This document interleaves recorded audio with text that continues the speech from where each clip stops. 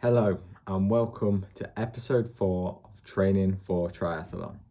This week was my biggest week of training yet, racking up just over 8 kilometers in the pool, 115 kilometers on the bike and almost 50k on the run, totaling to a solid 10 hours of training. With that in mind, in this episode I want to talk about all things training and the reason why I train. This Sunday I completed a workout that, to be honest, scared me when I got it programmed. This workout was a brick, and for those of you that don't know, a brick workout is where you combine two different disciplines, so for example in this case a bike and a run, and perform them straight after one another.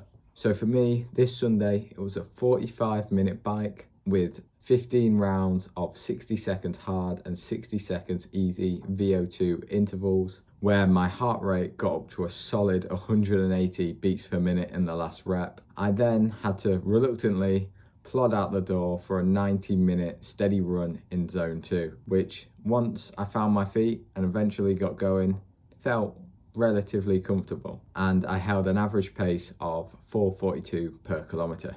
Now, the morning before the workout, I woke up and, to be honest, it was probably the last thing I wanted to do.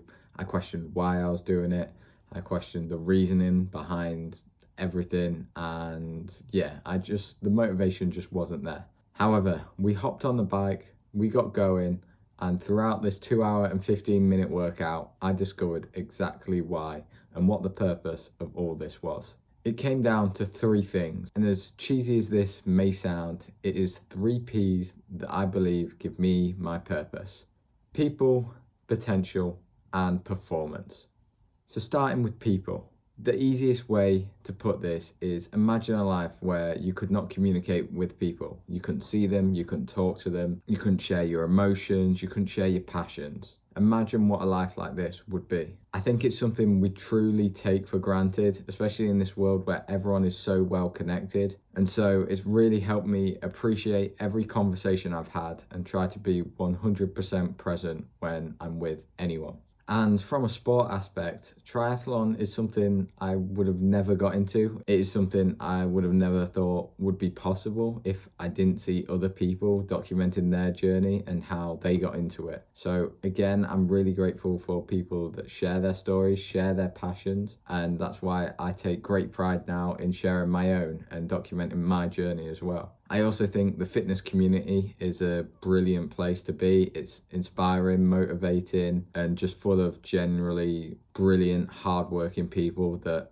only want one thing, and that one thing is improvement. And so I just think the ability to share what you love to do is so underrated and something we don't appreciate enough, and is one of the things that gets me up in the morning and makes me want to work out and train, is so I can share them same experiences with other people. The second P was potential, discovering what my body is truly capable of. And I feel like a load of people say that, like, oh, I want to push myself to the limits, but it is true.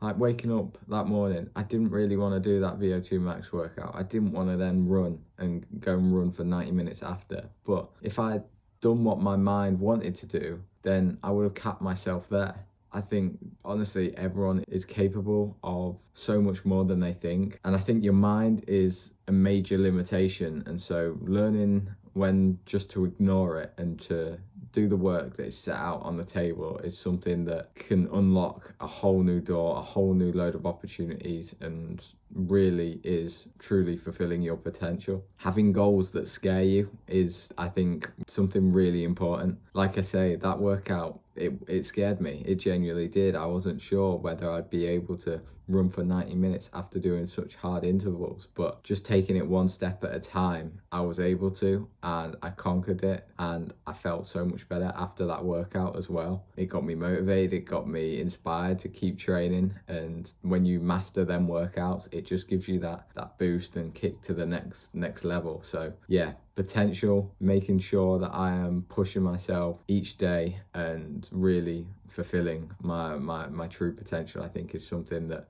it gets me out of bed in the morning. And this brings me to my final point and final P for what I believe gives me my purpose, and it's performance. I think to truly fulfill your potential, you have to perform day in, day out, month in, month out, over a long period of time. There's not 1 week or months of training, it is years and decades that ultimately allows you to fulfill your potential. I think being genuinely interested and passionate about something allows you to do this and allows you to give your all on a daily basis. Yes, there's going to be days where you don't want to do it, but getting them done to a high standard. Yes, it might not be 100% effort. I think a lot of people say, oh, I'm going to give 100% all the time, and I'm guilty of saying that as well. But I think just showing up and putting in the work, whether it's 80, 90, 100%, just being consistent and showing up is such a key factor. And then constantly seeking improvement, whether that's refining your training, your nutrition, your sleep, your recovery, or your technique. I think all of these is something that everyone can work on. A quote I remember from Steven Gerrard when I was growing up and playing football, and although I no longer play football, it's still something that sticks with me today, is he said, you have to be obsessed. And I think to be the best in anything you do, you have to be obsessed with improving and just genuinely refining your skills, like I say, and nailing every single aspect of your training, your nutrition, your sleep, everything that goes in towards performance. Being obsessed with it is something that truly allows people to unlock their full potential and be the best they can be. And being invested in my own performance means that, yes, my training, my nutrition on a day-to-day basis, I do try to optimize it. Yeah, every day isn't perfect, but I've always put time, consideration and thought and effort into it. The workouts I'm going to do, I always try and give my best on that day. The nutrition, I'm making sure I'm eating enough, I'm eating high quality foods the majority of the time so I can perform at my best, and just genuinely prioritizing performance. So looking after yourself as well, making sure you're recovered so you can perform the next day. A key thing I want to emphasize there is my best. Now, in the past, and I still do now, is I do compare myself to others. And as the quote goes, comparison is the thief of joy. And so at the minute, a big thing for me is trying to focus on myself, focus on my own improvement in the work I am putting in, rather than looking at other triathletes who are logging 20 hours training weeks, but they've been doing this for 5, 10, 15 years, whereas me, I've only been doing it for 3-4 months. I have to look at the long-term picture and see that I have so much room for improvement, and you can't really rush the process, as I'm learning as well. Quite often I compare my workouts and I'm like, oh, should I be doing more? What power are they hitting? What paces are they swimming? What paces are they running at? What equipment are they buying? Or how often are they training? You know, what just constantly over analyzing their training, when realistically all I should be doing is focusing on mine. Am I improving? Yes.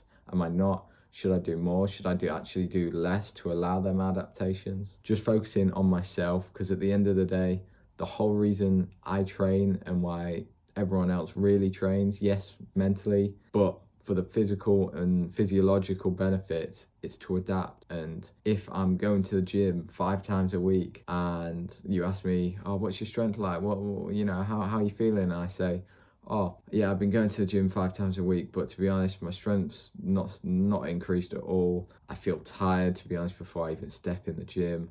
My sleep ain't great, and I just feel really miserable.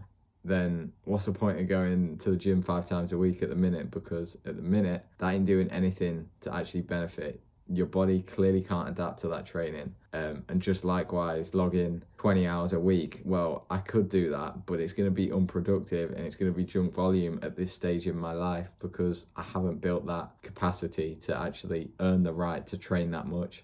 At the minute, 10 hours a week is where I get the benefit. There's a fine line between overtraining as well, and that's something that I am learning, and this is very new to me. I feel like I know a lot, but I've still got so much more to learn, and just constantly being in a state of analysing yourself, how you're feeling, how you're responding to the training is something that I need to be more aware of, and I think probably a lot of other people should be aware of. I think on social media now you see everyone's weekly training schedule, and it's like, how much can I cram into a week? But you have to think long term. How am I going to progress to this? How am I going to adapt to this? Am I actually getting quicker, faster, stronger? Because at the end of the day, if you're not, then the training's not productive. You're training for training's sake. And again, I think that is something I've been guilty of in the past, and something that I'm now managing better, incorporating deload weeks, which aren't necessarily weeks where I'm progressing, but it's weeks that allow the adaptations of the training I've previously done and the work I've previously put in.